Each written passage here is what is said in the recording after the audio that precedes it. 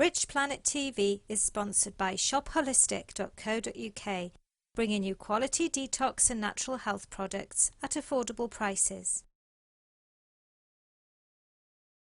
Welcome back. I'm talking to John Hanson about his series of encyclopedias which cover British UFO cases in chronological order from 1940.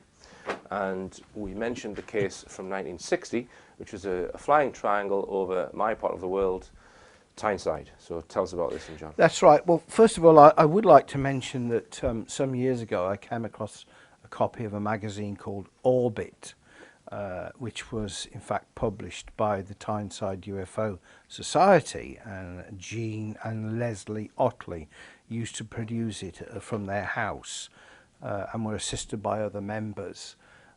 I eventually managed to get hold of their son, who gave me a photograph of the parents and also a write-up about UFOs in those days. And also I managed to get hold of the copies of Orbit and amazingly speak to many people that were involved with it. And one of them was Alfred Miller from Consett, who sent me quite a bit of information about UFOs over the years, so thanks very much, Mr. Miller. But he was one of the first persons to cite, and this is in September 1960, 4 or 5 smaller lights with a single light following some distance behind, circling and changing formation as it flew silently south to north across the sky. And then as a result of various telephone calls made, we've got it here, Eileen Steele, John Booth and Jean Otley confirmed they had the lights under observation.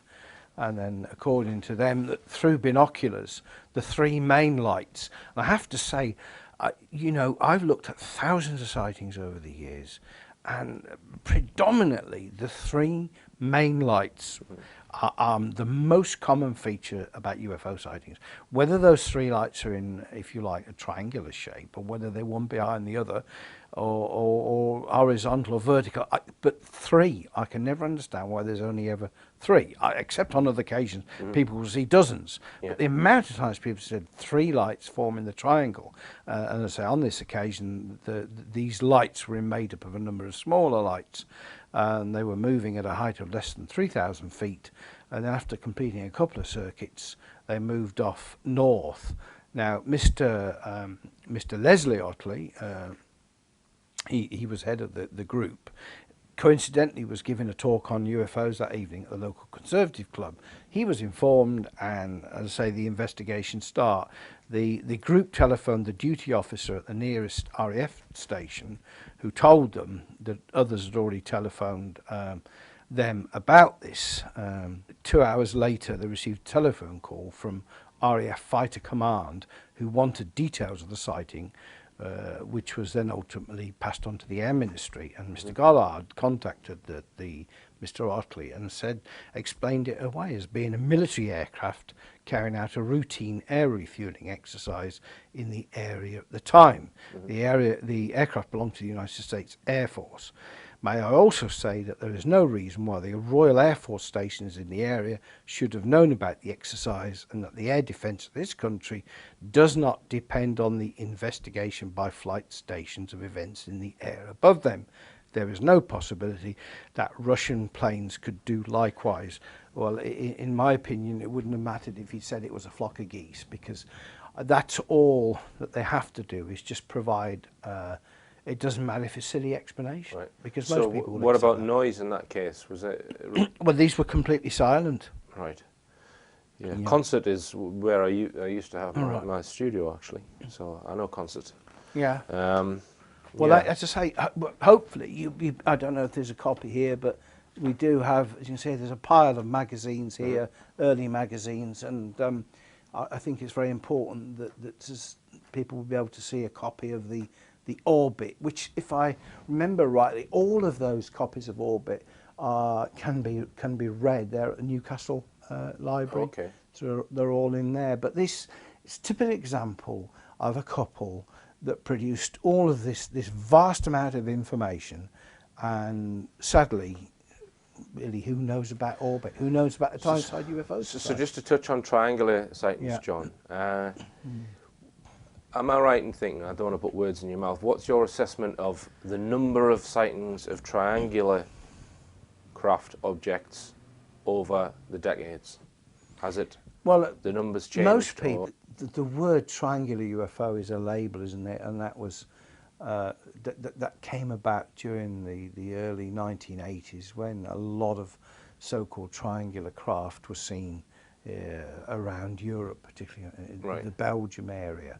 But Well, there was triangular yeah. objects, whether they're triangular, apparently constructed objects in the sky during the daylight, or lights in the sky seen at night, go back to the 40s. I've got reports from Right. pilots in the Second World of, and not forgetting the so-called Foo Fighters in the Yeah. Second World War, when the airmen on both sides saw UFOs, and a lot of them actually described the UFOs as looking like flying Christmas trees.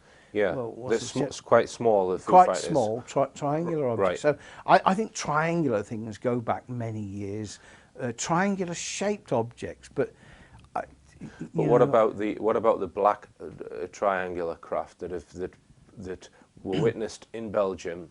And I've had a number of well, for example, someone will see a bright light. I interviewed a guy the other day, or 3 bright lights, and Yeah, then followed by. and then a solid object will then appear Yeah, around the lights or that's within the right. lights. That's right. There's been a number of sightings of separate individual lights followed, almost as if something's been created, or something's behind the lights that is.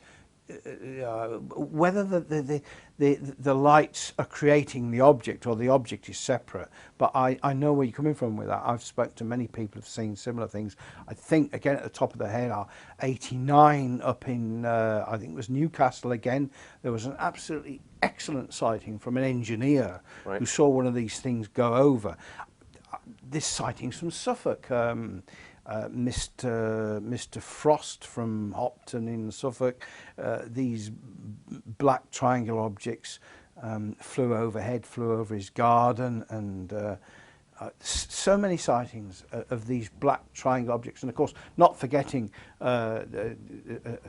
Omar Fowler, Yeah. you've interviewed yourself Yes, about the flying triangles seen over Derbyshire, where they fly majestically over the landscape.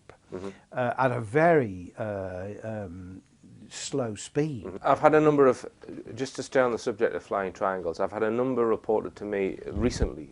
Yeah. So we're going to modern day now. Right. And I know we're doing the history, but just to Yeah. modern day, just for a second, Right. of flying triangles in Lincolnshire now, which are completely silent, and the dynamics are incredible. They disappear, as if they're defying, as if they've got no inertia. They're just in and out like this now, and with lights at the corners, or one glowing light which In the middle. or a glowing a light in the middle. Now they're being sighted around populated areas. These things, there is no doubt that the Victorians saw similar things, and that if one goes back to the 1300s, 1400s, I'm not talking about where things are boletes or meteorites or atmospheric things. I'm talking about where people have seen, guess what, the 3 little objects that make a triangle passing through the sky, so people have been seeing these long before we could even get off the ground. Right. I think both you and I know that this is not covert, top secret technology. Yeah. But the military, it seems from what I can see, monitor it at some level and know about it. Would you go along with that or not? Do you think they've got one eye on it with their tracking stations? Because they must know when the airspace is being incurred upon. They, absolutely, because we know that back in the 40s there were lots of sightings of UFOs that were tracked on radar, and I know that in those days. And many of them were plotted going over the East Anglia coast, and coming back over the East Anglia coast. I don't know how that fits into it, but yes, I mean, I'm sure they do. So I know where you're heading, Yeah. and I agree with you that they must know what is going on. Yeah. But clearly, and let's be honest about this, they don't want any of this to be published or known about, because it's going to cause problems, isn't it? Yeah.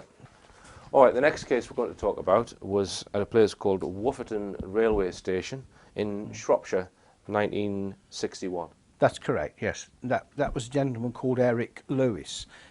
He was living in Coventry and contacted us, must be, 7 or 8 years ago, and we interviewed him about what he'd seen when he was working at the railway station. We even went to the railway station, which is still next to the, I think it's the BBC transmitters. But the transmitters are still there, but certainly the railway station is not a working one. And he said that he was accompanied by the station master, a colleague at the time, and crossing the platform bridge at 6 p.m.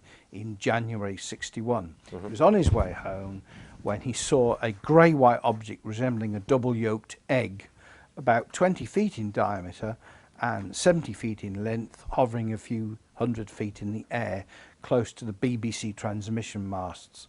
A couple of 100 feet away, it was rotating anti-clockwise, and it was spilling out constant streams of multicoloured light. And then he says that a couple of minutes later there was a subtle change. The pulsing stopped, allowing us to see a cigar shape with 9 or 10 lights. And then it oscillated, moved across the landscape, scattering particles of golden flecks of light. And of course, I think at that stage he shouted to the station master, get a camera, but by the time they got a camera, it had gone. But talking about that case always reminds me, and I can't remember what year it was a guy called Dennis Maycroft, I think. His sightings in the books, around about that period. But he was working on a BBC mast, doing some work up in Yorkshire, when this object was seen by them, and he told me that the man in charge of the station then drove straight off to London to contact the BBC and tell them what had been seen. Now, there's a place in Lincolnshire called Mablethorpe, I think, on the coast. And just south of there, there's a transmitter, a big radio transmitter, and allegedly in the 1990s that became known as Alien Tower, because the locals had had so many UFO sightings near it. Do you think there's an attraction to radio equipment with UFOs? Because there's more than one case of them appearing. I would, yes. Yeah, they're obviously an attraction, in the same way that a lot of these objects have been seen over power stations, and over reservoirs, and over radio transmission masts. Whether they're actually, if you like, interpreting the signals or information is a matter I don't know. But you're quite right.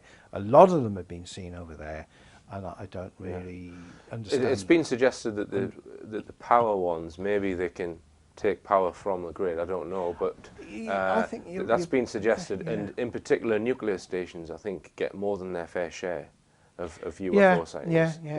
I think many you're right. They're utilising. They're certainly taking some type of energy. Whether I mean, you're an ex-engineer. It's in this. Obviously, there's no way I can think of any conventional way that how they could do it. Obviously, because it's technology we don't know about. So unless they would have, from my knowledge, they would have to get 2 big crocodile clips and put them on the wires to get the electricity. But in theory, you could do that. Because they're not insulated. Could it be the fields of energy that they're tapping into, as opposed to the electricity itself? In the same way that I've often pondered on whether they're taking something out of people. Yeah, well, there is energy given off in fields, but it's so small. It would be useless to use conventionally, but it's. I don't know what they might be actually tapping into, but it's.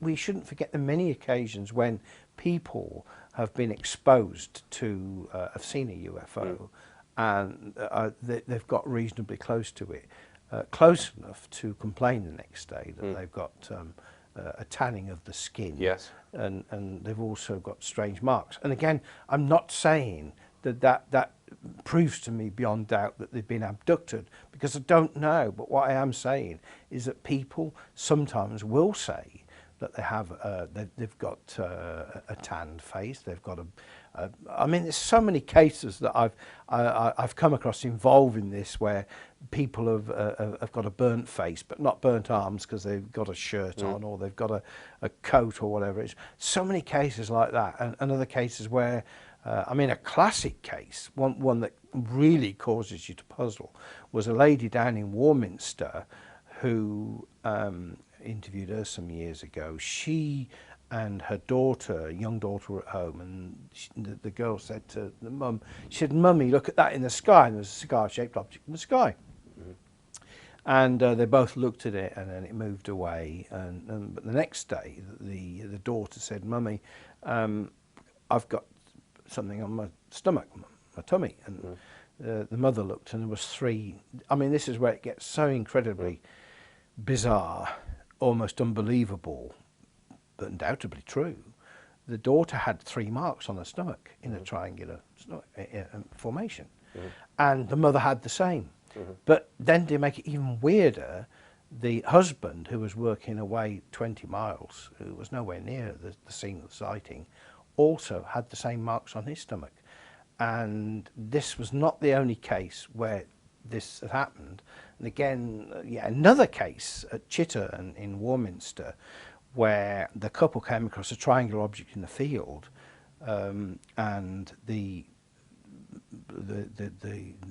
woman told me, I think a couple of years ago, and this wasn't known about, but her husband continually complained right up to the day of his death that he had he still had the marks on his stomach, and they used to give him a lot of discomfort, and that wasn't known about. So again, I know none of it makes sense, any of this, but that's the great thing about UFOs. They don't make sense in a way that our biggest problem is we try and apply rationality and logic and say this should happen and that should happen, but it doesn't.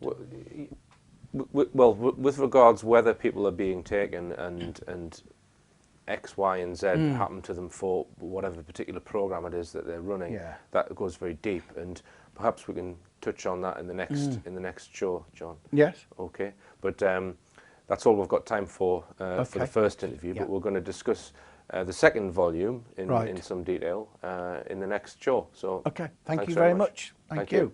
Believe none of what you hear and only half of what you see. I'm Richard D. Hall. Good night.